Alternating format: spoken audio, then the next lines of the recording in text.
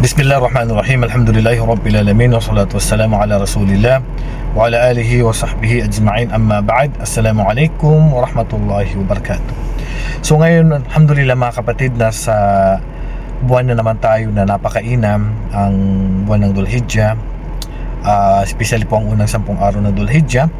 At special po yung pinakamainam na araw sa buong taon. Pinakamainam na araw sa buong taon ay ang araw ng Arafah.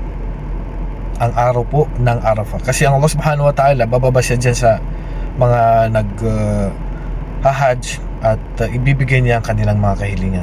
Subhanallah. So napaka pinagpala po ang mga nagsasagawa po ng hajj, special po kapag nandiyan na po sila sa lugar ng Arafah, dahil pupurihin sila ng Allah subhanahu wa ta'ala sa kanyang mga anghel. Subhanallah. At siyempre hindi ka pupurihin ng Allah kung hindi ka taong napakainam. Kaya naman para naman sa mga hindi po nakapag-hajj dahil wala pong kakayahan na magsagawa po ng hajj, mayroon din tayong gagawin. At ito po ang mag-fasting tayo sa araw ng Arafah. At ito po ay bukas po, Tuesday, May 26 po. Kaya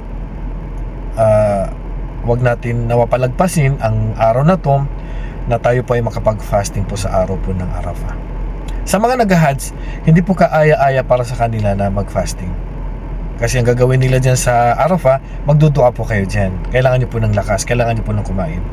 Kailangan nyo po ng lakas para makapag-dua hanggang sa paglubog ng araw.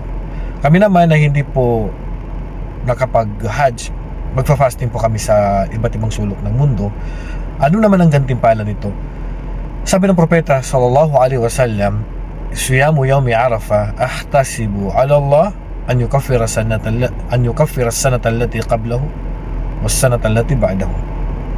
Ang pag-ayuno, sabi ng propeta sallallahu alaihi wasallam, sa araw ng Arafah ay hinihiling ko sa Allah, hinahangad ko sa Allah na patawarin nawa ang nakaraang taon na kasalanan at ang susunod na taon na kasalanan. Subhanallah, 2 taon. Imagine, nakaraang taon at susunod pa hindi mo pa nagagawa. Ganun kalaki ang gantimpala sa araw ng Arafah. Sa ibang hadith na ang propeta sallallahu alaihi wasallam, su'ila an sawmi yawmi Arafah, tinanong ang propeta sallallahu alaihi wasallam tungkol sa pag-ayuno sa araw ng Arafah. Sabi niya, tukaffaru as-sanat al-madiya wa as-sanat al-qabila o as-sana ma ba'daha. So ang propeta sallallahu alaihi wasallam, tinanong siya tungkol sa araw ng Arafah, ano bang gantimpala dito? Sabi niya, patatawarin ang kasalanan sa nakaraang taon at susunod na taon.